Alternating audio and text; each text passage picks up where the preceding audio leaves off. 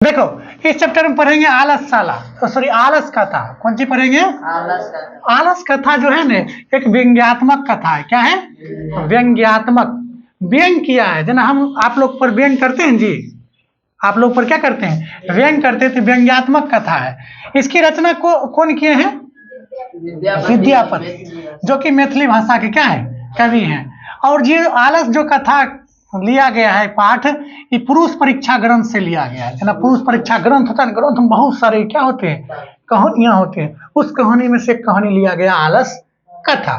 और आलस कथा जो है ये पुरुष परीक्षा नामक ग्रंथ के बारे में अगर बात करें तो इसमें मानव के गुणों के बारे में बताया गया और दुर्गुणों को दूर करने के तरीका के बारे में बताया गया। किसमें? पुरुष परीक्षा नामक ग्रंथ में। और नीतिकार जो होते हैं, विदेश्वर नामक जो मंत्री होते हैं, वो नीतिकार बोले हैं आलस को शत्रु माने हैं। क्या माने हैं? शत्रु। सस बड़ा अगर शत्रु होता है तो क्या होता है? आलस। यदि आप लोग पढ़ रहे हो, अगर आलसी करते हो तो बोर्ड में ज्यादा नंबर नहीं आएगा, नहीं होता जी। चलो अब इसमें ये कहानी में क्या है? आलस कथा में क्या है? एक विदेश्वर मिथिला के मंत्री होते हैं जिसका नाम है विदेश्वर। क्या नाम है? विदेश्वर। उसका गुण के बारे में बात करें तो बहुत दयावान है। क्या है? दयावान होते हैं, दानशील होते हैं, दानशील होते हैं न, मतलब अनाथों को क्या करते हैं? भोजन देते हैं, वस्त्र देते हैं न। उसके बाद आलसियों को भोजन के साथ साथ क्या देते हैं? वस्त्र देते हैं। और क्या बोले हैं? देखो विद्यापति आलसी के बारे में क्या बोले हैं? आलसी के बारे में सबसे खराब अगर किसी की स्थिति होता है जी तो वो किसका होता है? आलसी का होता है। सबसे खराब स्थिति अगर किसी को होगा तो किसका होगा? आलसी का होता है। और उसके पास काम करने की क्षमता तो होता है लेकिन वो कुछ करता नहीं। ऐसा आलसी के बारे में क्या बोले हैं? विदेश्वर नामक मंत्री बोले हैं ना। विदेश्वर नहीं, विद्यापति बोले। और क्या बोले हैं? अब विदेश्वर भी बोल सकते हो, ठीक है। और भूख लगने पर आलसी बना हुआ खाना खा भी ले तो नहीं खा सकता। वो आलसी लोग ऐसा होते हैं, ऐसा विदेश्वर मंत्री बोल रहे हैं। तब क्या हुआ? जब विदेश्वर नामक मंत्री जो है आलसी को भोजन वस्त्र देते थे तो आलसी का सुविधा सुनकर जो है धूर्त आलसी, बनावटी आलसी क्या हो गए? मतलब लाभ लेने के लिए क्या हुए? सुविधा सुनकर पाकर आलस साला आ गए कि हम भी आलसी हैं, हम भी आलसी हैं। बड़ा बड़ा पेट वाला आदमी आ गया ना, बड़ा बड़ा पेट वाला देना भरोसा है। बड़ा बड़ा पेट देना आप लोग भोजन होता है, मत ही होता है कोनो भोजन गाँव में होता है, पहुँच जाते हैं खाने के लिए। उसी तरह से बड़ा मतलब जो धूल आते थे वो भी क्या हुए? आलस साला आ गए। तब क्या हुआ? आलस साला पर अधिक खर्च होने लगा। आलस साला पर क्या होने लगा? अधिक खर्च होने लगा।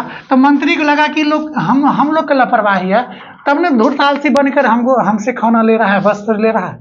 जो सक्षम है, बुद्धि से सक्षम है, काम से सक्षम है, तो उसको तो कम करना चाहिए था। वो भी आलसी बनकर हमसे क्या कर रहा है? खाना ले रहा है। ये गलत बात है। तब की हुआ ऐसा सोचकर आलसी को, तब ऐसा सोचकर मंत्री लोग जो है आलसी से क्या किए?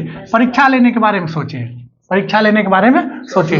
तो परीक्षा जो ले रहे थे तो सभी मतलब क्या कर दिया? आलस साला में क्या कर दिए? आलस साला में क्या कर दिया? आग लगा दिए। परीक्षा लेना चाहे तो आलस साला, सब आलसी सोया हुआ था, है ना, सोया हुआ था। तो उसी क्रम में क्या कर दिया? आलस साला पर मंत्री लोग क्या किया? आग लगा दिया। जितना धूर्त आलसी था, बनावटी आलसी था, वो सब क्या हुआ? भाग गया। मात्र जो है मात्र चार आलसी सोए हुए थे। वही असली आलसी था, है ना, वही सोए हुए थे और आपस में बातचीत करने लगे थे। क्या करने लगे थे? बातचीत। तो पहला आलसी बोला, क्या बोला? यह कोलाहल कैसा है? यह कोलाहल कैसा है? तो दूसरा आलसी बोला, लगता है कि घर में आग लग गया है। लगता है कि घर में क्या हो गया? आग लग गया है। तो तीसरा आलसी बोला, कोई धार्मिक पुरुष नहीं है जो हमको भींगा हुआ कपड़ा ओढ़ा दे। तो चौथा आलसी क्या बोला? देखो इतना लगे हैं, अरे बचाल तुम लोग कितना बोलते हो, चुपचाप सो जाओ। तो ये सब वार्तालाप सुनकर जो है मंत्री लोग जो है मरने की डर से और उस पर केस ना हो जाए इस डर से मंत्री लोग जो है वो चारों आलसी को केस पकड़कर घर से क्या किया? बाहर निकाला।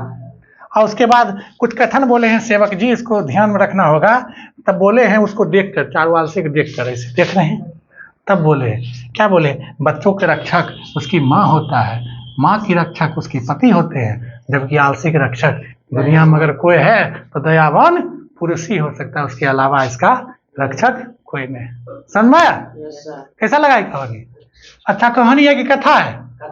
तब क्या किए अंत में जाके चारों आलसियों को पहले से ज्यादा भोजन और वस्त्र देकर विदा किए। अब तुम लोग को भगवान बचाए, तुम लोग जाओ घर यार, है ना यार, जाओ ना। समझा? नोट करो।